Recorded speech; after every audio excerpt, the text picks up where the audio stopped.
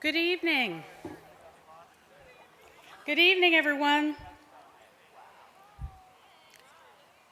Welcome to the 2023 Conference and Book Fair in Seattle.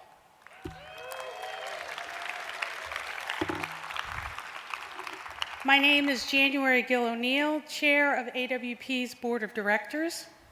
For accessibility, I'd like to offer a visual description of myself. I'm a Black woman, medium height with short dark hair. We would like to begin by acknowledging the original peoples and the land on which this conference is being held.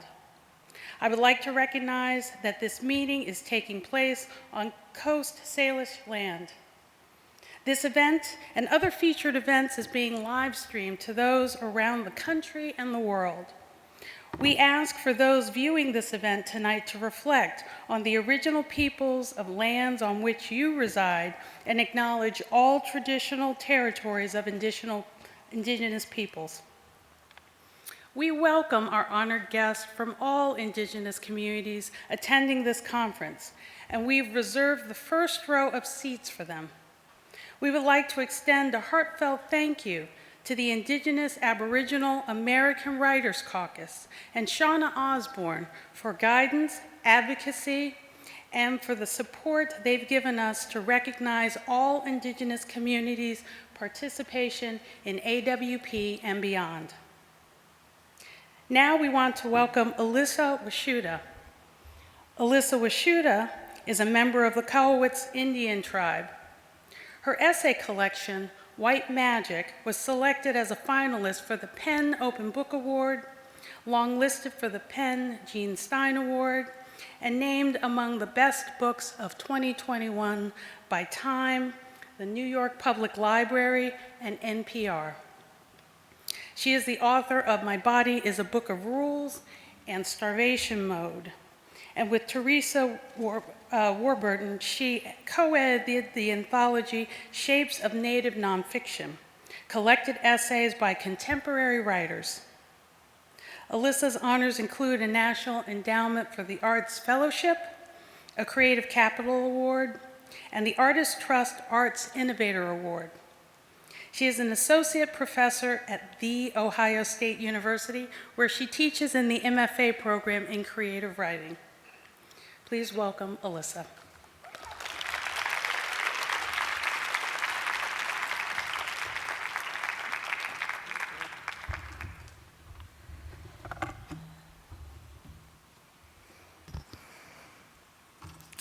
Thank you so much for having me. Thanks, everybody, for being here. It's good to see you. My name's Alyssa Washuta. I'm a Cowlitz tribal member, and I do live in Ohio now, but I am grateful to everyone in Coast Salish territory who continues to claim me. I'm going to read a little bit from my last book, White Magic. This is from an essay called White City. So it's about the neighborhood called Madison Park, which you'll reach if you take Madison Street all the way to Lake Washington. Madison Park Beach.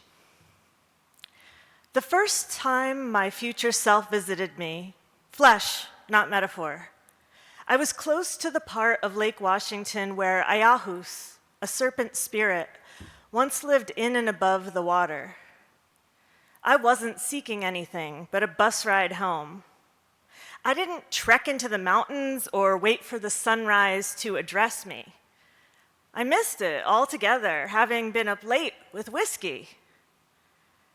I didn't burn cedar or call upon the ancestors. I slumped, post-drunk, in my bus seat and beseeched my liver to forgive me again, while a woman passed in front of me wearing a wool cape, a medical mask, and black framed glasses like mine. She stepped onto the stairs, looked at me, and froze. I could see my reflection in the glass between us. I saw her see it too. 10 years separated us, but we were two variations on a single body. She stepped off the bus and onto the grass above the beach. This was in Madison Park, where I lived from age 25 to 30 until escaping north to the suburbs. I first touched its beach on the evening of Seattle's hottest day in recent memory. My friends swam, but I was afraid of something. Maybe the display of my body, maybe leaving my keys on the shore. So I sat and looked at the night, city glitter across the lake, patterns of wakeboat disturbance, condo boxes, white bodies sailing off the high dive.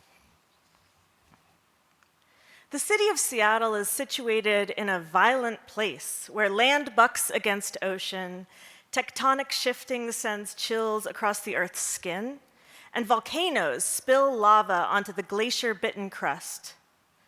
For the past 2.5 million years, tectonics and glaciation shaped the folded, jutting, sloping land currently referred to as the Pacific Northwest. 16,000 years ago, the last glacier left what's now Seattle. Then people began to live there. Duwamish creation stories tell of a world recovering from an ice age. The changer, or transformer, arrived, eventually bringing warmth, allowing for the arrival of salmon and cedar. The changer's capsizing of the world turned some beings into immortals, some into humans. White people began passing through now Seattle in the late 1700s and began settlement in the 1850s. In 1864, Judge John J. McGilvra bought 420 acres east of the village center. He cut through the wilderness from town to his parcel, creating a straight-shot road that would become Madison Street. He eventually divided up land for cottages and developed the waterfront. His vision? A lakefront resort and amusement park. Vision executed. The Music Palace of Washington with its 5 turrets and seating for hundreds. Visitors drank beer and listened to John Philip Sousa marches. Opera performers threw villains off barges. An unnamed baseball team with no mascot played afternoon games. If pioneer families brought enough supplies in their wagons, they could stay all summer in the judge's so-called tent city. A World's Fair came to Seattle in 1909. Madison Park got a makeover, a turreted pavilion gate, amusement rides, and a new name, White City. The carnival had a roller coaster, a Ferris wheel, sideshow oddities, and a miniature train so popular with adults that kids missed out. That year, a circus elephant named Queenie wreaked havoc in the amusement park. 2 little white dogs approached while she was being moved. Queenie chased them, crashed into the carousel, broke wooden horses, and stuffed her mouth with apples and oranges from the fruit stand. Then she allowed herself to be chained again. 2 ladies fainted. Later that day, a tiger reached through the bars of its cage, grabbed a fox terrier, and tore its body to pieces. Like every other place I'd inhabited, I expected Madison Park to bring me contentment. This was why it was established. I failed to find my ease there because deep in the mystery inside me, I wanted the opposite. Thank you.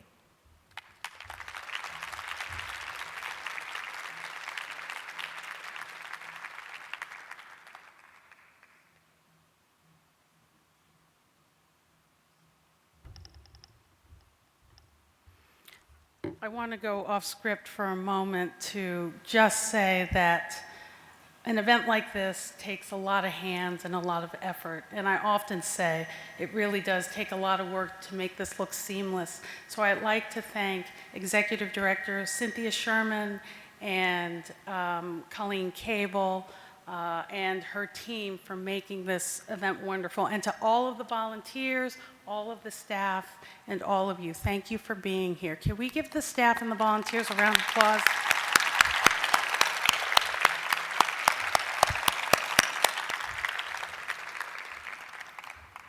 We would like to now thank our sponsors for making this event possible. We are grateful to the Dramatists Guild of America, the University of British Columbia School of Creative Writing, the University of Washington, and the National Endowment of the Arts. We thank you so much for your continued support of the conference. AWP is a small but mighty nonprofit organization that amplifies the voices of writers and the academic programs and organizations that serve them, all while championing diversity and excellence in creative writing. My first AWP was in New Orleans in 2002. But I bet you can remember your first AWP, and I'm sure some of you, this is your first AWP. I'm a member of AWP's board of directors, but first and foremost, I'm a member of AWP. Membership with AWP provides me with writing resources year-round. But just as important, it allows me to support other writers, especially those who are at the beginnings of their careers. My membership dues help writers find meaningful careers and publication opportunities, and make services like the Writer-to-Writer Mentorship Program possible. If you aren't already, I invite you to become a member today. So before we start, here's the housekeeping part of the evening. As a reminder, AWP strongly encourages attendees who can wear a mask safely to do so at all times while on site. Please silence your cell phones. Remember, there is no flash photography allowed during the presentation. Respect seats marked as reserved for attendees with accessibility needs. And please give our keynote speaker about 10 minutes after the event to get to the book signing table before approaching her to have your book signed. Lastly, we ask that you please be aware of your fellow attendees who may have disabilities and to help AWP become more accessible. Specifically, if you see a barrier to accessibility, let us know by calling or texting our accessibility hotline at 240-269-6635. Please also be aware of those with invisible disabilities and do not question someone's use of an accommodation. It is now my great pleasure and honor to introduce the 2023 keynote speaker, Min Jin Lee.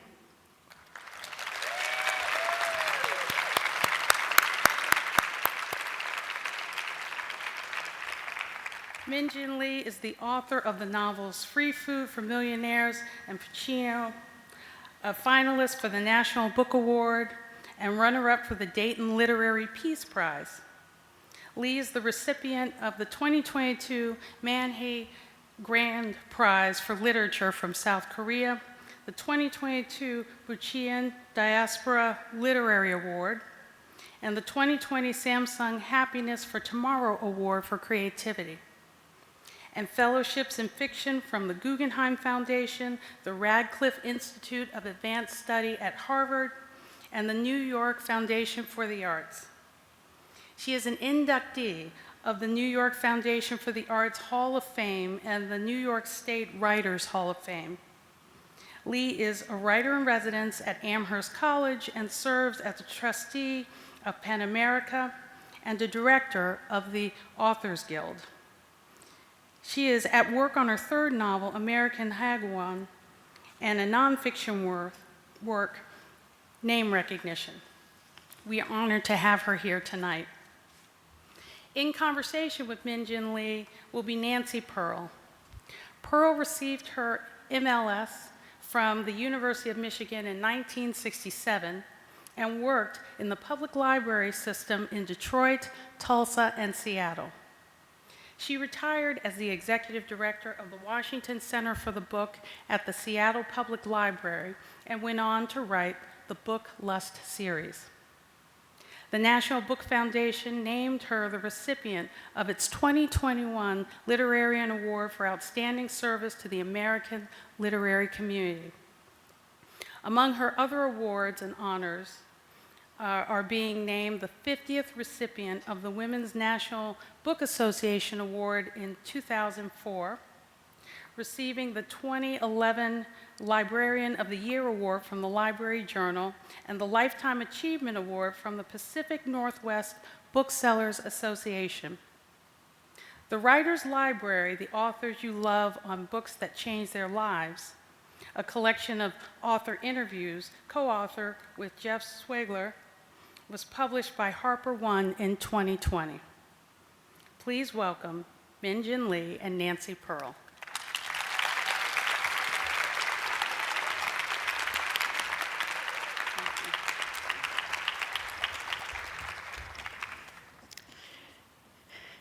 Well, Min, here we are.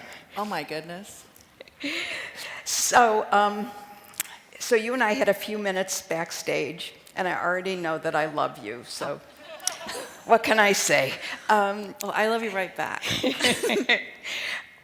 So we're moving into the 4th year of the pandemic, and I know from talking to other people, readers and writers, these 3.5 years or 3 years plus really changed their writing habits, their ability to read, changed what they read. How did those years affect you? You know, I feel like my attention is broken, like everybody else. So it's really quite something to think about working during the pandemic. But before I do that, I want to thank you for being in conversation with me. This is the great Nancy Pearl. They asked me who I wanted to talk to, and I wanted to talk to Nancy. She has action figures after her, so it's really quite something. I also want to thank everybody for coming tonight, because it would have been so mortifying and a disgrace to my people if no one was here. So thank you so much for coming. I know that you guys could be hooking up, getting drunk at some bar in Seattle, or actually doing other things. And you might have had better offers. So thank you so much for coming out. I also want to thank Erin and Leah for signing. ASL is something that I'm really interested in. As somebody who has different languages in her background, I always think ASL is so important. So I'm really glad that we are having that accessibility. But to answer your question, as for my attention, it's completely fucked. Yeah. Did it change? I'm sure you were all fine.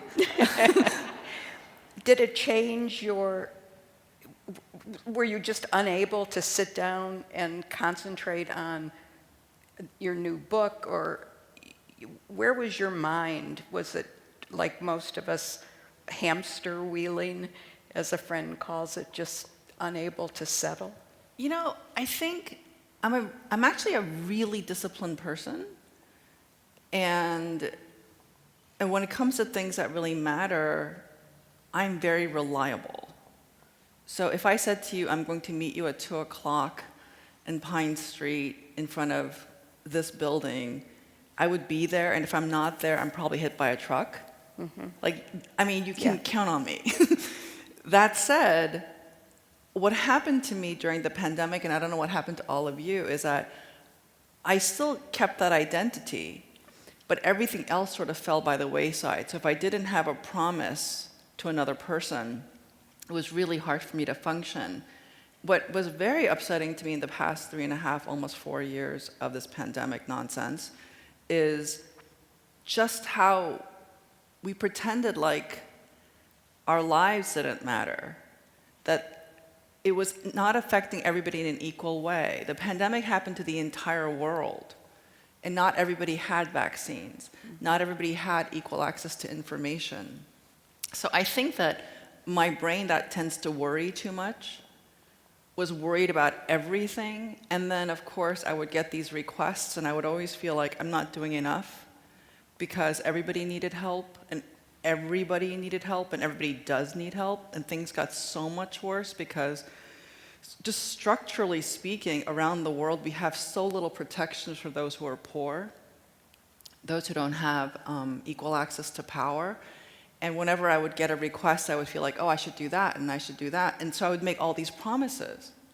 So I had my attention broken, and then I would have all these requests, and then I thought, okay, I have to do everything. And then everything that I would do, I would feel like I'm not doing as well as I could be doing it. Yeah. And then that cycle would repeat. I'm sure all of you are fine, though. But that's how it's been going for me. But I do meet people who say that the pandemic was great for them because it brought them closer to their families, which is good. Which is Yeah, good. yeah.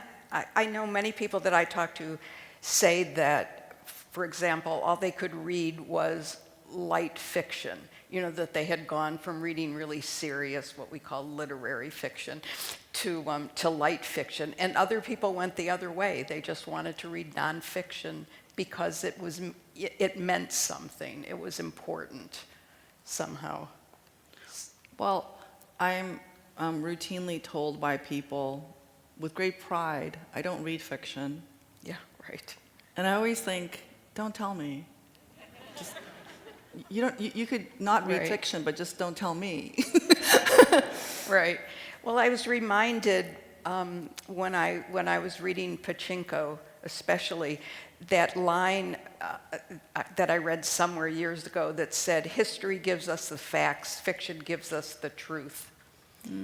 And I thought that's what I would say to people who say they don't read fiction. Well, you're really nice because that's a kind of a valuable piece of wisdom.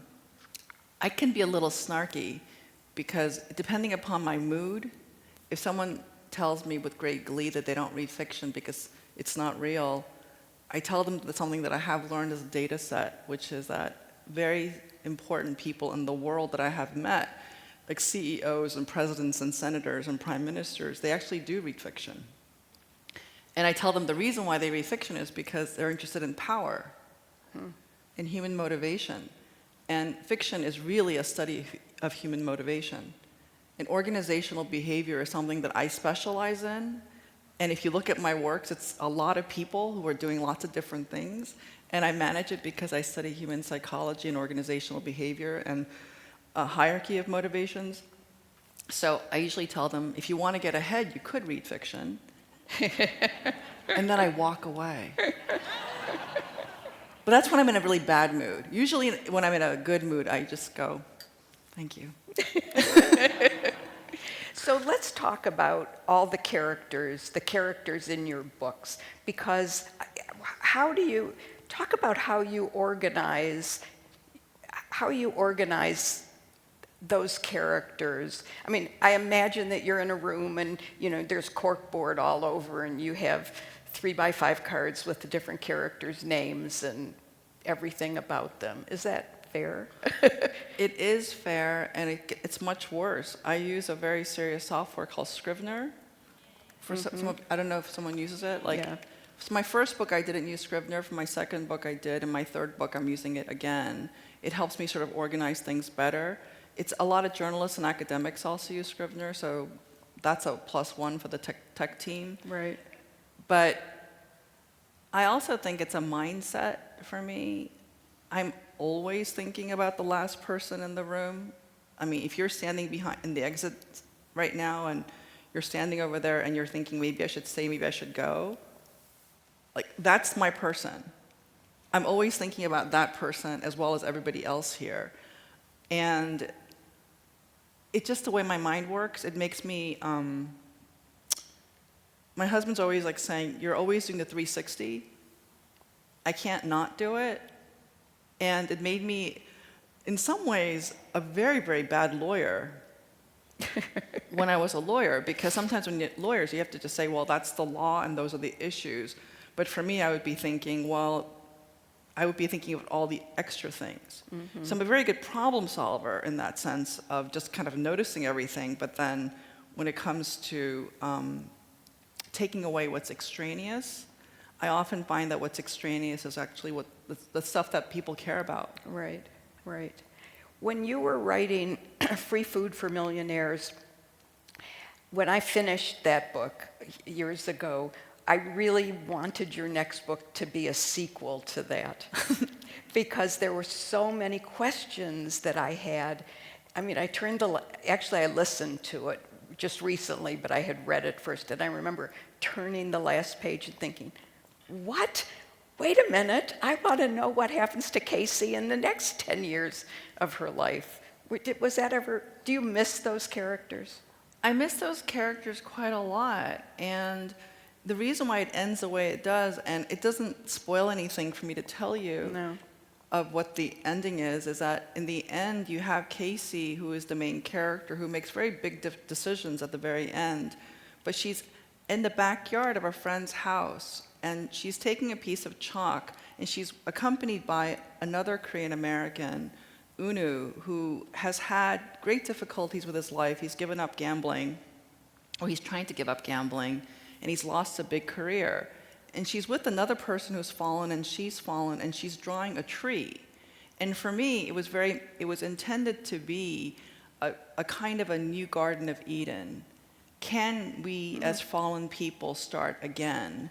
So that is something that's really important to me. But to answer your question about a sequel, I don't think that's ever going to happen. Yeah, I didn't think so. However, I am sort of working on a TV project, possibly with Free Food for Millionaires again, and I really hate talking about TV. All right, don't talk about it then. So forgive me. No, never mind. Don't But talk about it. I didn't mean to. Right. Yeah. But what happened to Casey's mother? I mean, did she?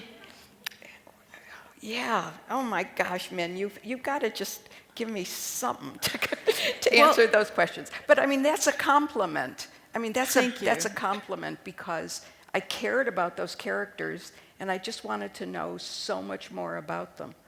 Yeah, I loved it. I have people who write to me saying, because I published that book in 2007. Yeah. And I have people who write to me who tell me they read it every year.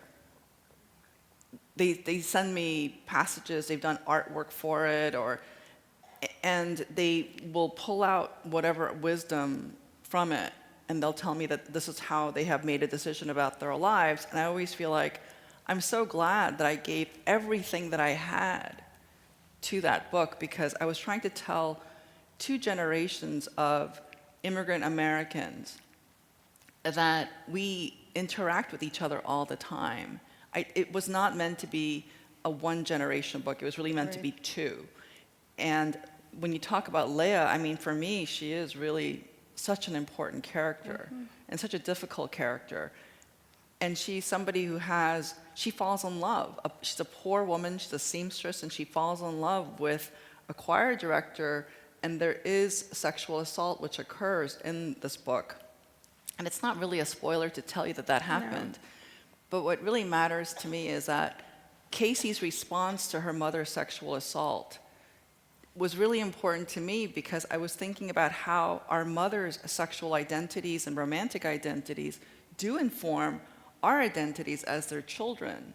And I wanted to talk about that. And whenever I read fiction or nonfiction or anything in which one person does something and we just follow that person, I think it's great, but it's not the way most of us conduct our lives. We are not islands. We're really so constantly connected to the people that we love, the people to whom we are vulnerable. And I wanted that dialogue to be in there between the generations.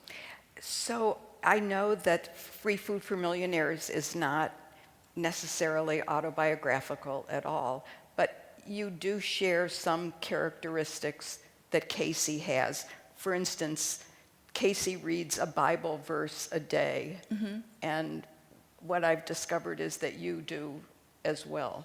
Oh, I read more than a verse. Okay, tell us about that. Yeah, so when I quit being an attorney to write fiction, I started reading the Wall Street Journal, the New York Times, and the FT every day to kind of like prime the pump. Such a stupid idea.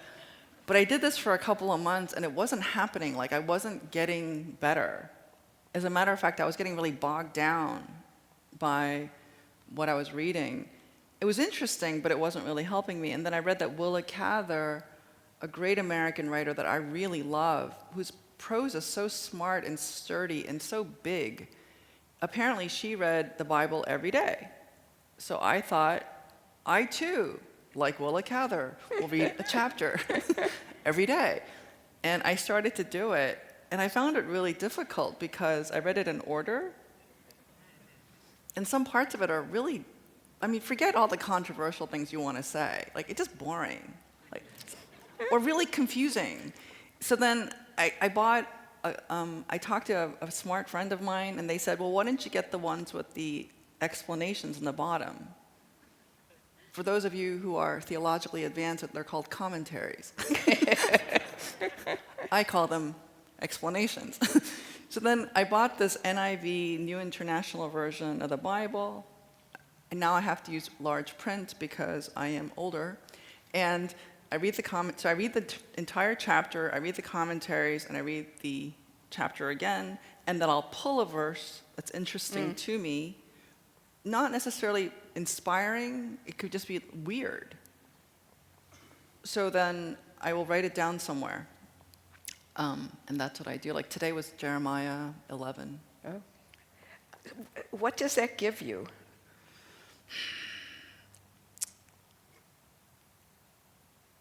I think it reminds me of text, origin, a kind of story of the world.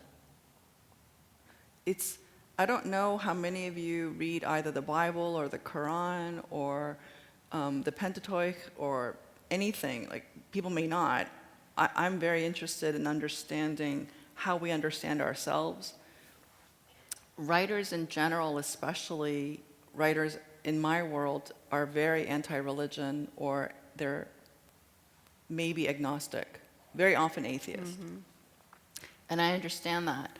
And I've often been teased a lot for my interest in religion and church. I used to teach Sunday school when I was a kid.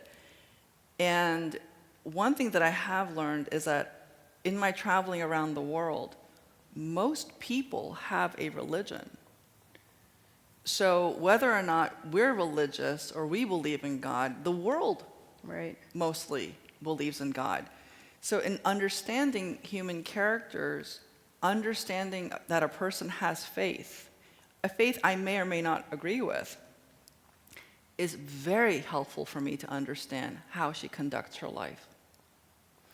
And do you think that that generalizes to your characters as a whole? That how you're describing what you're getting from the daily reading is something that helps you fully flesh out the characters that you're writing about? I think it helps me flesh out the characters that I write about, but it also teaches me to think in a different way. So for example, if I'm reading battle scenes, I don't normally read battle scenes. I don't normally read military history. I mean, I have read a lot of history, but often not military history. Right. I don't think about when you want to invade somebody that maybe you want to do it in the morning, in the early hours when everybody's asleep. Well, I learned that in the Bible. Or there are other things that I find so troubling about the Bible that I find it to be helpful to be troubled. I find it's in a really safe way. I mean, I wonder how you feel about this, because you are saving books and reading one at a time. This is Nancy's superpower. And when you have a text and you could work through life through a text, it's really helpful. It's a very safe space to work out out your questions. And I want to have that sense of authority when I write in omniscient prose, that I've been thinking about the world and the person. So to answer your question, yes, I guess exploring the characters and thinking about all of their humanity is important, but also thinking about each person as being an eternal person. Mm. Which they are. Which I think they are. I mean, it's a theory, right? It's a theory that we're eternal. It's a theory that we have spirits and souls and that we can go on forever. Some people may not believe that, and I respect everybody's right to not believe that. There's a wonderful novel whose name I'm forgetting, which sort of posits the idea that after we physically die, we go to another place where we are living as long as there's someone on earth who remembers us. And I found that just incredibly comforting. Oh my gosh, yeah. Yeah. Yeah, I mean, I actually, just 2 of my college roommates passed away before turning 50. Ooh. And 2 years ago, a friend of mine killed himself. And so many of my friends have had very serious health issues right now, some of which are terminal. I promise this will get better. But, and I do feel this sense of mortality all the time, and I had a very serious illness for decades. So I do think, well, what do we remember of the people that we love? And I'm constantly aware of how this minute matters. Like this very second, I keep thinking, why are all of us here? And how would everything change if one of us left? Mm-hmm. Or if another person came? And is it possible that every meeting during this weekend was meant to happen? Like, see, I actually believe that. Other people may not. And in some ways, believing it makes me feel like there's meaning in our lives. And I want to believe that. And I want to be remembered. I know that you want, I mean, we all want to be remembered. Right, right. Yeah, you think about the people that you do remember, like your dentist. I mean, who wants to remember their dentist? I love John. Oh, you do? John Kim is my dentist. I think he's awesome.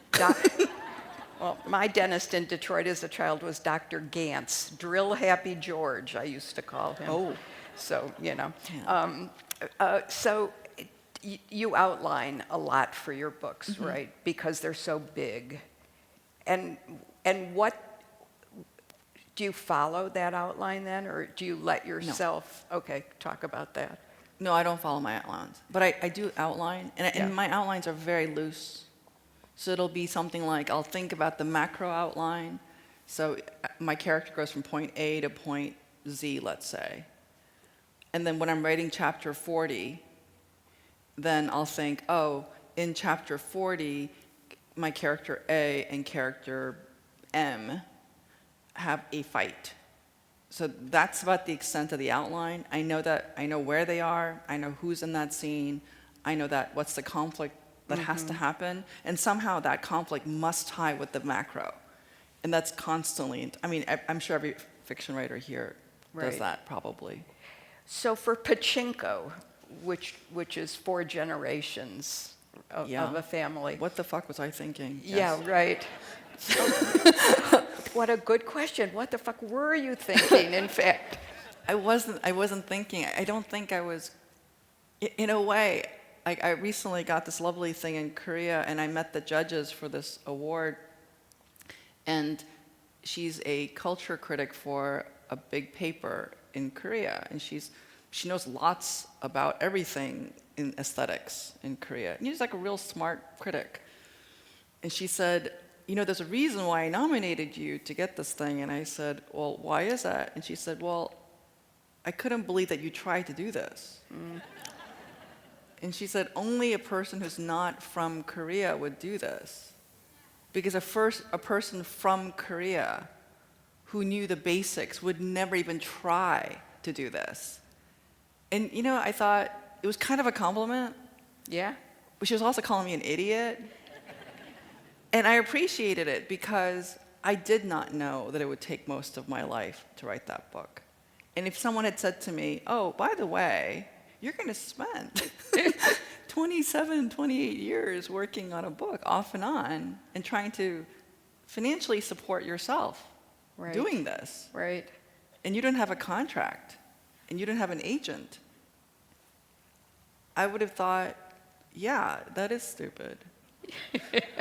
But I am stubborn. I mean, I'm a very, very stubborn person. Like, if I think something is right, and if something's worth doing, it's very hard to stop me. So what was the impetus to do Pachinko? You woke up one day and said, 27 years of my life are going to go to writing this book. Now, what book is that I'm going to write? Is that how it was?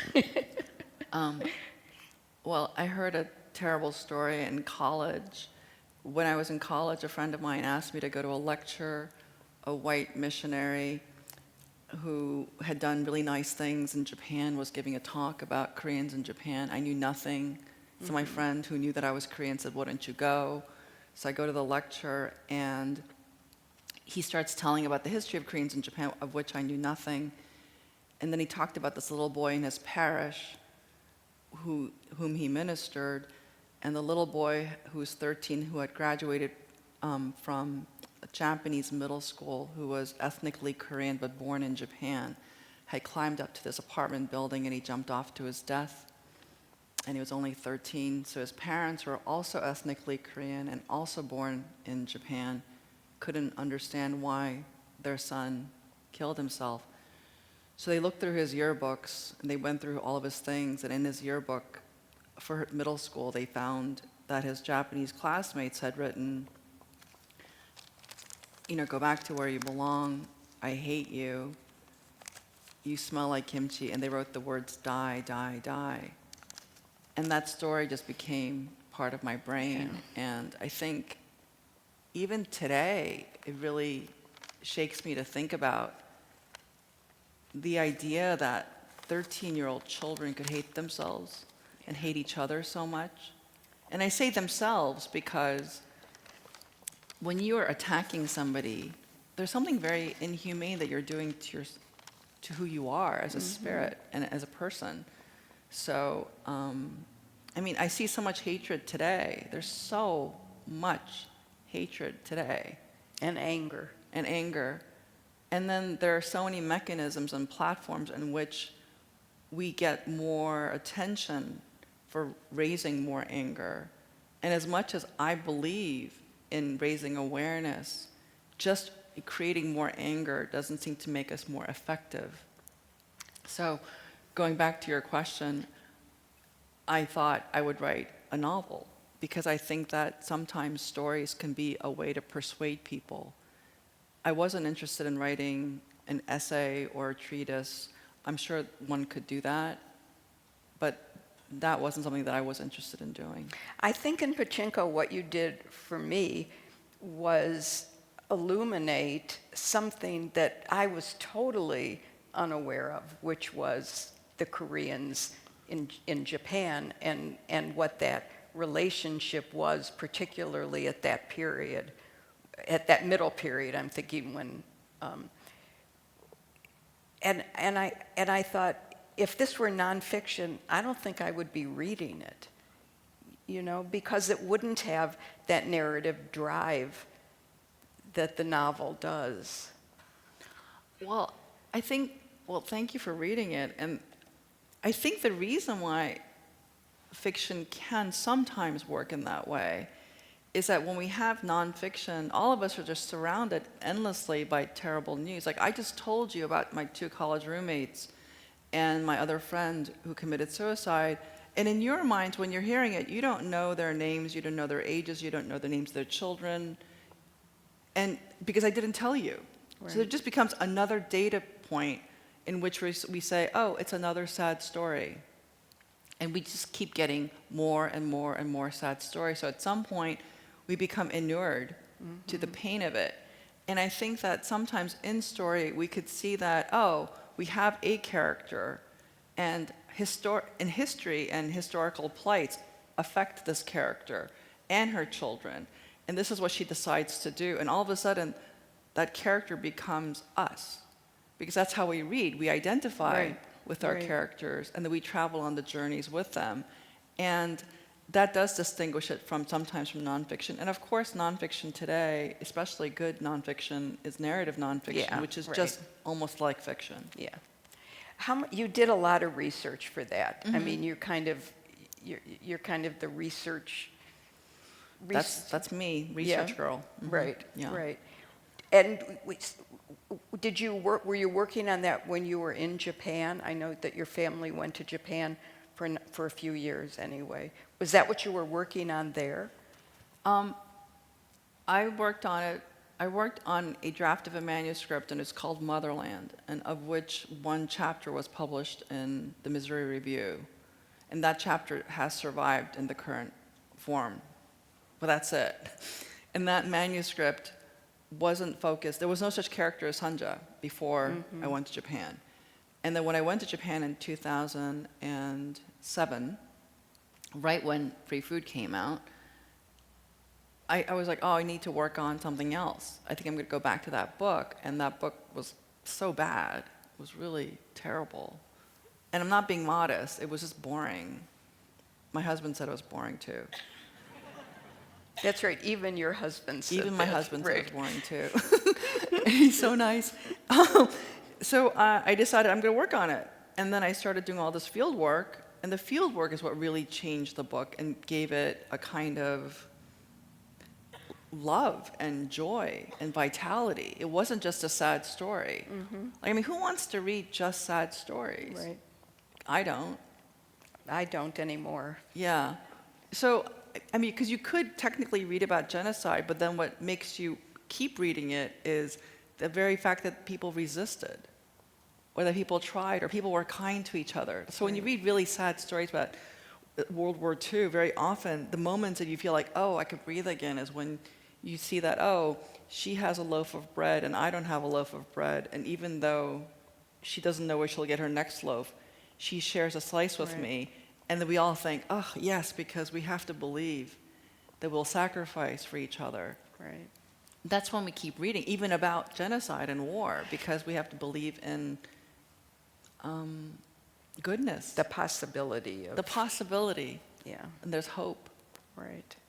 So one of the things that you've done recently is write an introduction to The Great Gatsby. I know. It's crazy. I can't wait to read that. It's a pisser.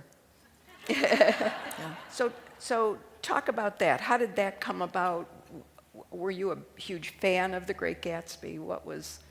Well, it's very funny. I remember, so I've been writing fiction for almost 30 years. And in the very beginning, but I've only been successful for about 5. No, since Free Food for Millionaires. I mean, but, you know, like, in terms of getting invitations and doing fun things, it's really like about 5. Okay. So for those of you who are starting, I'm the patron saint of delay. Anyway, but the reason why I mentioned is that I've been getting invitations from Penguin Classics to introduce books, because everybody knows how much I love some of these old books, and how I kind of have memorized a lot of them. So, and I always say no because they take a long time. And my friend, another writer friend of mine, I'm not going to embarrass her, she's like, Min Jin, just cough it right up. Just spend the weekend, just cough it up. As if I could just cough it up. I love this idea that one could cough up an introduction. Anyway, so then I said, well, and when they asked me for The Great Gatsby, I said, oh, I gotta do Gatsby. I gotta do Gatsby, because when are they ever gonna ask another Korean person to Gatsby? You know I'm right. So I said, I'm gonna do a good job, and maybe they'll ask another Korean person to do another good book. I actually think like that. It's so silly, but whenever, and this is sort of related to this question, but I think a lot about cultural citizenship. So very often when I am asked to do things that are interesting, and I'm one of the first people who are asked of my community, I always think, I want people in my community to be considered cultural citizens. I'm really tired of Asians and Asian Americans being invisible in the culture. And so I keep thinking, well, maybe if I show up, maybe if I talk about another person, then maybe something will change in our mindset. I won't always be perceived as a foreigner, which goes back to Gatsby. Gatsby was a foreigner. Mm-hmm. And even though he was white, he was a foreigner in a certain kind of world. So it's a book that has always sort of connected with me. And it's also a book that's so important to high school children. And I thought, well, maybe I could talk about how this book should be read today. So I'm going to tell you something embarrassing, and I'm sure if somebody from Random House is here, they'll be mortified. But so what? I got paid $2,500 to do that introduction, and I spent $3,000 buying biographies and letters of Fitzgerald to do it. Not smart. And then this introduction has almost 100 footnotes. Really? Yeah. And I did it, I think, for a couple of reasons. One is, like, I read his letters. There are so many letters. And I read all these biographies. I read biographies of Zelda. Uh-huh. Because there's a whole camp of the Zelda biographers versus the Scott biographers. I read all this stuff, and then I studied Gatsby in a different kind of way. I looked at his manuscripts. I did not cough it up. But now I feel like I understand what Scott Fitzgerald was doing with his third novel, which for all of you, I don't know if you know this, but it was a total catastrophe of a publishing event. I don't know if you know that. So when he died, his first printing remainders were in the warehouse. Did you know that? It's in my introduction. And he really needed the money because his first book was an outrageous success. And his second book was not so much. And then he thought he would become a big deal because he had married this girl who was very aspirational, and she came from a wealthy family, and her family didn't want him to marry her, etc. But she wanted to be fancy. Like, she wanted to hang out at the Riviera and wear fur coats and stuff. I like Zelda, but she's high maintenance. So he writes a play. He writes a play, and it's a total disaster. So he's like, oh, I got to make some money. So he pretty much had spent the advance for Gatsby. And then Gatsby was supposed to be this outrageous financial success, and it was not. Yeah. Anyway, so that's part of what I wrote about. And also I wrote about the fact that, Nick Carraway's gay, because he is. It's in the book. So. And Fitzgerald, I just realized, Fitzgerald went to Princeton, and you went to Princeton. No, actually, I went to Yale, and my character Casey goes to Princeton. Right. No, this happens all the time. Sorry, yeah, I conflated the two. It's fine. I spent a lot of time at Princeton when I was researching free food, and the little known fact is that I did more research for free food for Millionaires than I did for Pachinko. Really? Was that part? So stupid. But go ahead. So I have a couple more questions. I think we're having fun. We're having a ball. I hope you guys feel are like enjoying we it. are anyway. What's the best writing advice that someone gave to you, and what's the worst writing advice that someone gave to you? Oh, well, the best writing advice is the best life advice I've ever gotten. The best life advice I've ever gotten is choose the important over the urgent. Choose the important over the urgent. And by that, I mean, when things are pulling at you right away, very often we keep turning to do the things that require our urgent attention, but very often they're not important at all. Like text messages. 98% of them, not important. Mm-hmm. Right? Yeah. Maybe 99%. Yeah, I'm with you. Like, if I could, I would throw my phone into the ocean. So then, and whenever I'm working on a manuscript or an essay, I always ask myself, well, what's really important to me? Why do I have to pay attention to this? Why should my reader have to be bothered to read this? Mm-hmm. Or would my reader enjoy reading this? Would it be important to her, to him, or to them? And then I remember, oh, all this other stuff is nonsense. Like, should I have spent $3,000 on that introduction? Probably not. But it doesn't matter, because what's important to me is that I needed to understand what Fitzgerald was going through when he was writing Gatsby. And also I needed to understand what Gatsby means to America. So that's what was important. So it would have been better probably if I didn't spend, I think, 3 months of my year working on that introduction. But it was really important to me that I get that right.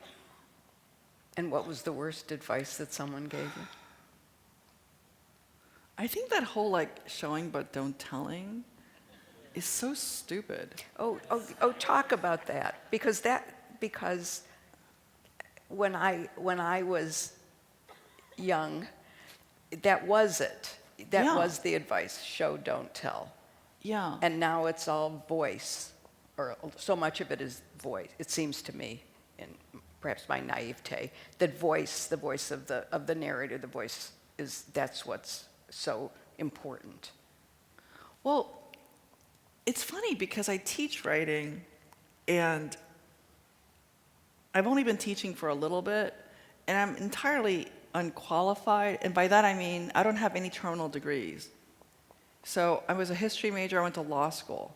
I'm affiliated with the English department at Amherst College. I don't have an MFA. So that's what I mean. Like, I don't have, you guys, I'm sure all of you have more proper regalia to wear at the thing. Anyway, but going back to the showing versus telling versus voice, is that voice is a misnomer, right? Literary voice is a misnomer, if you think about it, because you don't hear anything when you read. What you really hear is your voice. But it's your voice using our diction and our syntax and our style and our intention. And that voice is constructed, so it's actually a very dynamic and bilateral creation between the reader and the writer. Yep. So when we're saying voice is really important, we're really talking about the process of reading, which creates that sound in our head. Yeah. So, and that only happens if you're interested in wanting to keep reading, which means that as the writer, not only do you have to construct that voice, but you have to construct the wish to keep reading. And the showing versus telling is really dumb, I think, because how about if you show something that I don't care about? Mm-hmm. Right? So very often you'll see a lot of extraneous scenes in things, and I'm always going, and right now I'm absolutely agitated and miserable. I'll just share, because I didn't realize when I had agreed to do this. I'm editing Best American Short Stories this year. For next year. And please don't get mad at me if I can't choose you. I was thinking, oh, this is the worst audience to talk about this with, because they might be here. You guys might be here. So I'm sent 120 stories. I'm supposed to choose 20. It's just so wonderful to read fiction. But the worst part is having to assess it. Right. But every story is incredibly different. Right. There isn't a single story that's even similar. So I go oh, I have one of those. It's no, I don't have one of those. I should put all 120 in there. But I do notice that as I'm reading it, I see some of the bad advice being given about showing versus telling, because I kind of think, oh, I really wish you had focused on that. But very often, I mean, at the level that I'm reading right now, the 120 that I was sent, they're so high level that they probably don't need advice from me. While you're doing that work, you're also working on your third novel. I am. It's killing me. Which is taking a lot of time because of all the research, the interviews that you're doing for that. So how are you balancing things? I'm not balancing it very well. I'll probably have to get committed soon. No, it's really, I sound like I'm exaggerating, but this is the hardest thing I've ever done, this book. This book means more to me than anything I've ever written, because it's about the topic of education and what it means to Koreans around the world. And it means so much to Koreans around the world. And the more interviews and the more research that I do, I realize it's so interesting because this topic affects almost all people on the planet. There's an idea that all of us have that somehow if we educate ourselves, things will get better. But history teaches us that educated people can be cruel and evil and use our education to oppress, dominate, and exploit. So it's not true. Education does not make everybody better. So coming to that realization as I'm writing this book, and then also what I'm really seeing is how children are ruining their lives trying to get education as a form of accreditation or transaction. So just recently, the Times had a survey when they asked American children who are about to go to college, well, what do you think college is for?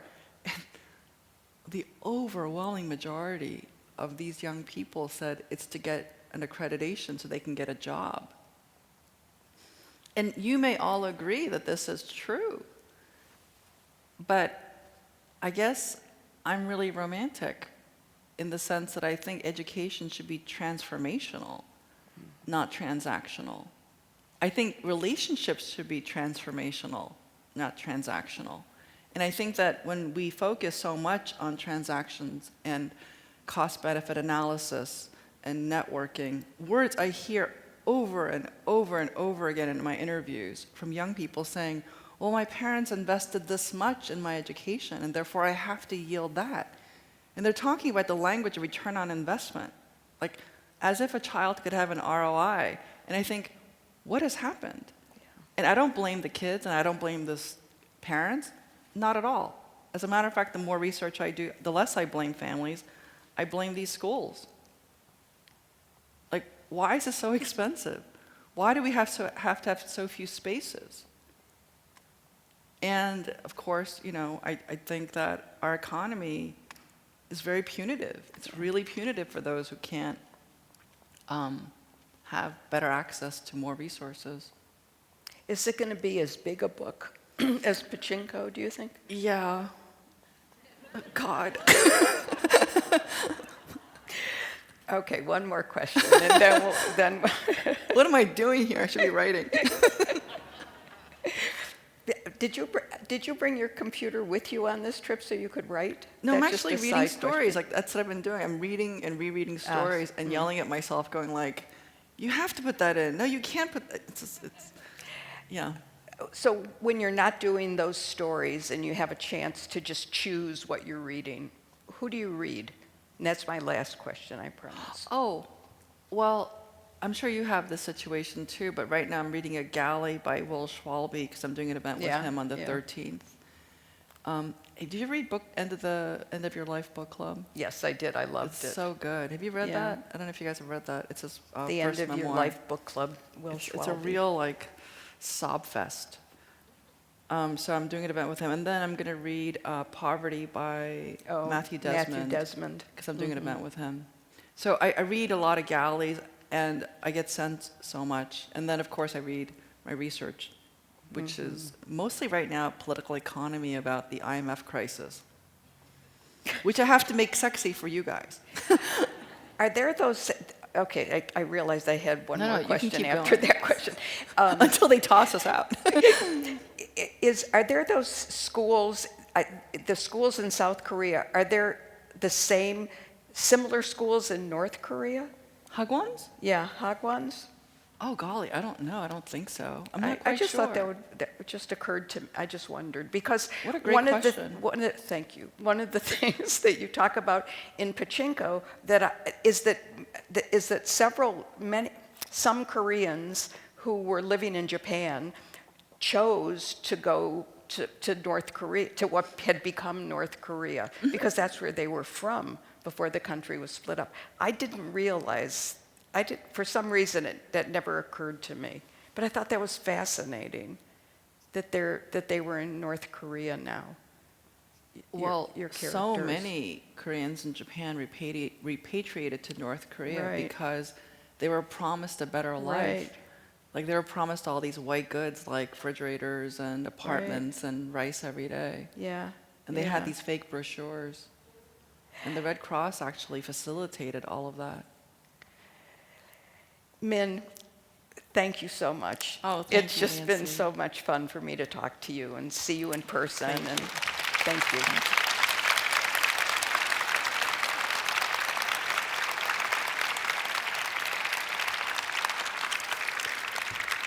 Take your water.